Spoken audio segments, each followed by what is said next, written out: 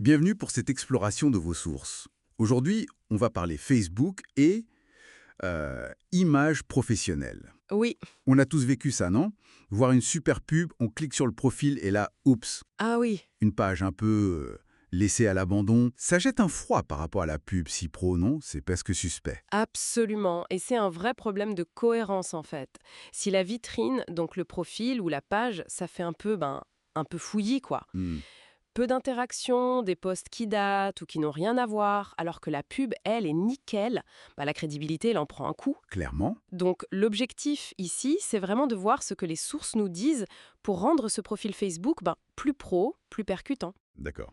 Alors, on commence par quoi pour éviter ça? J'imagine la première impression, le La, visuel. la bannière, peut-être. Exactement. La bannière, c'est super important. Et les sources insistent sur un truc, l'adaptation aux écrans. Ah oui, le mobile. Voilà.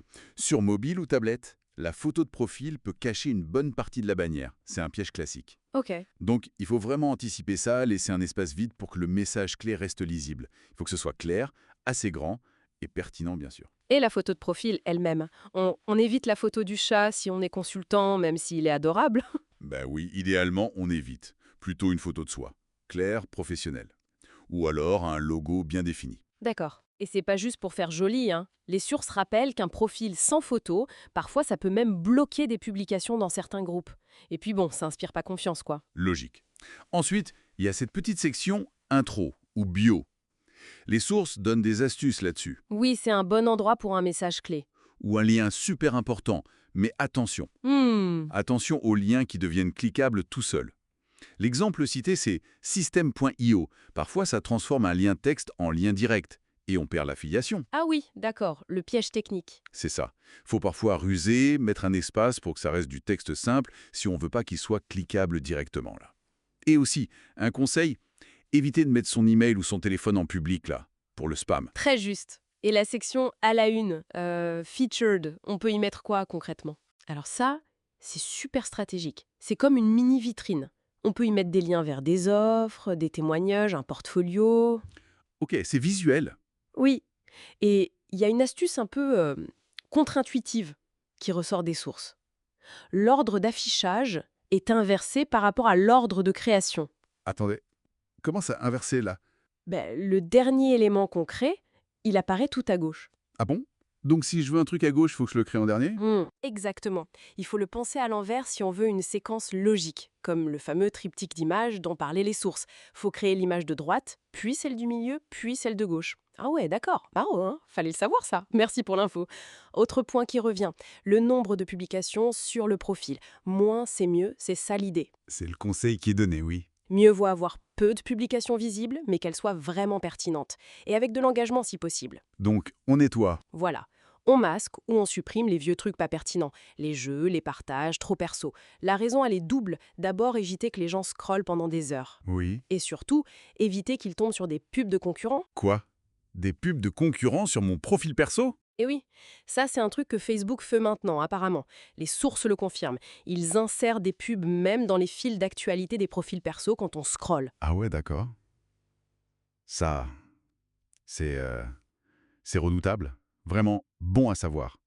Et pour les liens dans les publications elles-mêmes? Alors là, le conseil est clair. Mettez les liens importants directs dans le texte.